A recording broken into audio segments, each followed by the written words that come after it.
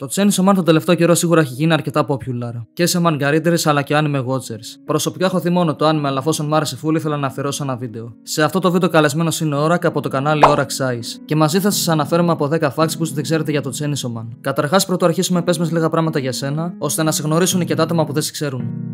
Hello, είμαι ο Orak, ο Ορακλής, ο Οράκιος και στο κανάλι μου μιλάω για anime και manga. Επίσης, είμαι ραδιοπαραγωγός στο Greek Otaku Radio, κάτι που μας οδηγεί στο συμπέρασμα ότι μου αρέσει πολύ ο ήχος της φωνής μου. Τέλος πάντων, πάμε στα Chainsaw Man Facts.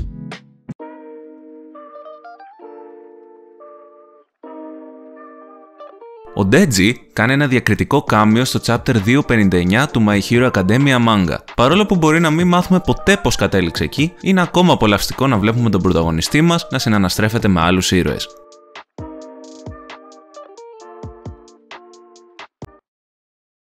Η voice actor Marina Inoue έπαιξε το ρόλο του νεαρού Denji στο anime, αλλά επίσης έκανε και τη φωνή του Armin από Attack on Titan. Επίσης έχει δώσει τη φωνή της Mai στο Jujutsu Kaisen, αλλά και στη γιαπωνέζικη μεταγλώτηση του She-Hulk Jennifer Walters.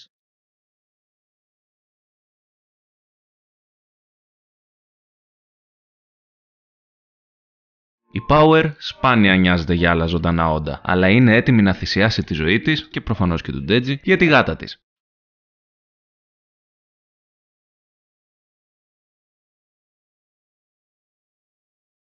Πολλοί άνθρωποι πιστεύουν ότι ο Ποτσίτα, όπως και κάθε άλλος Devil, χρησιμοποιεί τον Deji για να επιβιώσει και να κυριαρχήσει την ανθρωπότητα. Όμως στη συνέχεια μαθαίνουμε ότι κάτι τέτοιο δεν ισχύει όταν βλέπουμε τον Ποτσίτα να κλαίει και να περιμένει τον Deji να γυρίσει σπίτι. Κάτι που μας δείχνει ότι τον Deji και ο Ποτσίτα μοιράζονται την ίδια ανησυχία ο ένας για τον άλλον.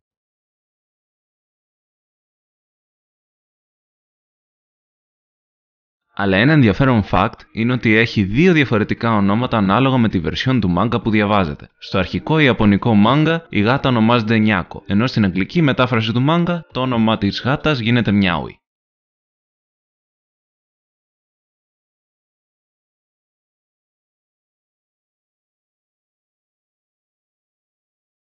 Ο δημιουργός του Chainsaw Man, Tatsuki Fujimoto, αποκάλυψε ότι ο αγαπημένος του χαρακτήρας είναι ο Denji, αν και αυτό δεν αποτελεί έκπληξη, λαμβάνοντας υπόψη τη δημοτικότητά του μεταξύ των fans.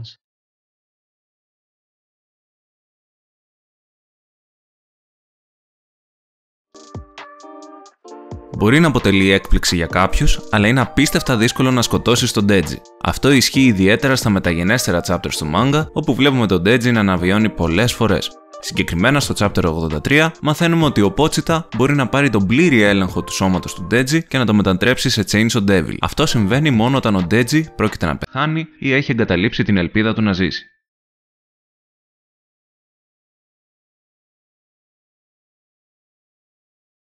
Ο Gun Devil χτύπησε την Ιαπωνία μονάχα για 26 δευτερόλεπτα. Όμως ήταν αρκετά για να σκοτώσει 57.912 ανθρώπους. Ο Aki είδε τον Gun Devil να καταστρέφει το σπίτι του και να σκοτώνει την οικογένειά του καθώς περνούσε. Έπληξε διαδοχικά πολλές χώρες σε όλο τον κόσμο, χάνοντας τη ζωή τους πάνω από 1 εκατομμύριο άνθρωποι σε μόλις 5 λεπτά.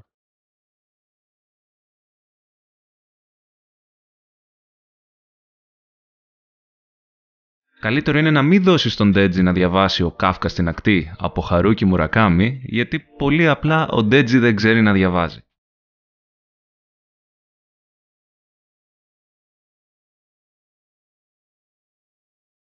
Από το θάνατο των γονιών του, φαίνεται ότι ο Denji δεν χρησιμοποιεί άλλο το επώνυμό του. Αυτό θα μπορούσε να οφείλεται εν μέρη στο ποσό του χρέους που το άφησε πίσω ο πατέρας του, ή θα μπορούσε να είναι επίσης ο τρόπος του για να αντιμετωπίσει την οδυνηρή απώλεια.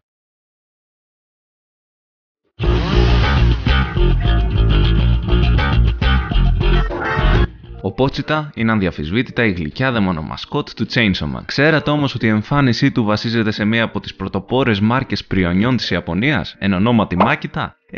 Δεν το ξέρατε, γι' αυτό είναι εδώ ο Orak. Ευχαριστώ πολύ το Hachiru για την πρόσκληση στο κανάλι του και ελπίζω να σας άρεσε το βίντεο. Αν σας άρεσε τότε μην τρέπεστε, πατήστε ένα like και μια εγγραφή, τζάμπα είναι. Επίσης κάντε μας ένα follow στα social media όπως TikTok και Instagram και ένα subscribe στον Orak εννοείται. Τα λέμε σε ένα επόμενο βίντεο, μέχρι τότε, σαγιονάρα.